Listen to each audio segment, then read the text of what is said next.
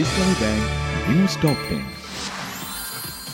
মানুষের মধ্যে গণতন্ত্রের মুক্তির পথ প্রসারিত হয়েছে। চূড়ান্ত গণতন্ত্র চর্চার জন্য সুষ্ঠু নির্বাচন অপরিহার্য বলেছেন বিএনপির ভারপ্রাপ্ত চেয়ারম্যান তারেক রহমান। সবার অংশগ্রহণে অন্তর্ভুক্তিমূলক রাজনৈতিক কাঠামো তৈরি করতে চায় বিএনপি বলেছেন আমির খসরু মাহমুদ চৌধুরী। নির্বাচনকে পেছানোর ষড়যন্ত্রের অভিযোগ ডক্টর খন্দকার মোশাররফ হোসেনের।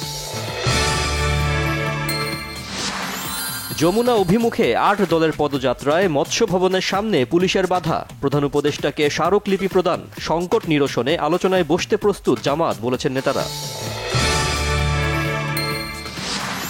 চট্টগ্রামে গুলিবিদ্ধ বিএনপি প্রার্থী এরশাদ উল্লাহ শঙ্কামুক্ত। হামলার ঘটনায় বিএনপি মহাসচিবের নিন্দা, দ্রুত ব্যবস্থা নেয়ার আশ্বাস সিএমপি কমিশনারের। চট্টগ্রামের রাউজানে প্রতিপক্ষের গুলিতে উপজেলা শ্রমিক দল ও সহযোগী সংগঠনের ৫ নেতাকর্মী গুলিবিদ্ধ, একজনের অবস্থা আশঙ্কাজনক। চট্টগ্রামে বিএনপি প্রার্থীকে গুলির ঘটনায় অপরাধীদের গ্রেফতারের নির্দেশ দিয়েছেন প্রধান উপদেষ্টা ডক্টর মোহাম্মদ ইউনূস। বাংলাদেশে নির্বাচনের আগে সহিংসতার শঙ্কা রয়েছে বলছে আন্তর্জাতিক রিপাবলিকান ইনস্টিটিউট IRI। রাজনৈতিক দলের প্রার্থী বাছাইয়ে স্বচ্ছতার অভাব দেখছে সংস্থাটি।